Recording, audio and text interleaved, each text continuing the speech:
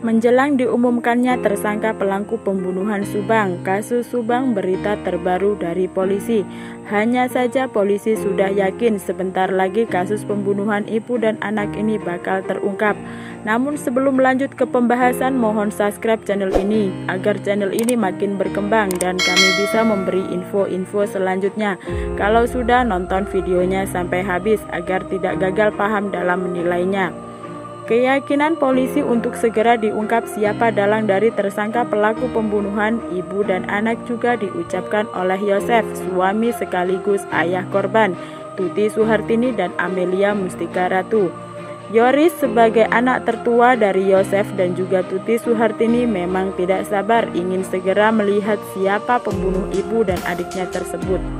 Polisi sendiri sudah menyelesaikan beberapa penyelidikan seperti pemeriksaan terhadap saksi Yoris, Yosef, Mimin istri muda Yosef, dan Danu keponakan Yosef. Bahkan sudah dilakukan otopsi ulang dan tes kebohongan terhadap Yosef dan Mimin.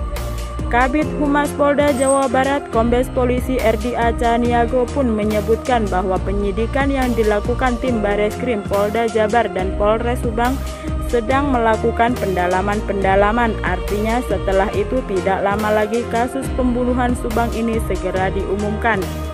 Sang ayah Yosef Subang sendiri sedang dalam penantian yang hampir mendekati 2 bulan sejak terbunuhnya ibu dan anak tersebut. Dan kegiatannya pun semakin tidak jelas karena kegiatan utamanya adalah mengurus yayasan. Pakar hukum menilai ada sejumlah kejanggalan di pengungkapan pembunuhan ibu dan anak di Subang. Ahli hukum Dr. Musa Darwin Pane menyatakan bahwa memang berdasarkan ilmu kriminologi bisa diurutkan soal pelaku dari tindak kejahatan dalam kasus pembunuhan Subang, bahwa orang dekatlah yang menjadi aktor intelektual.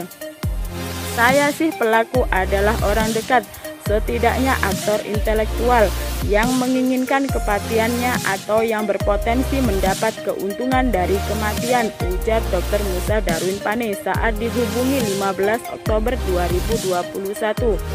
Lalu Dr. Musa Darwin Pane pun menjelaskan pendapat hukumnya mengenai pelaku yang mengeksekusi pembunuhan ibu dan anak di Subang tersebut pakai tangan orang lain atau orang jauh. Bagaimana pendapat kalian?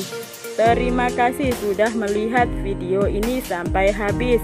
Jangan lupa pencet tombol subscribe-nya dan nantikan video kami selanjutnya.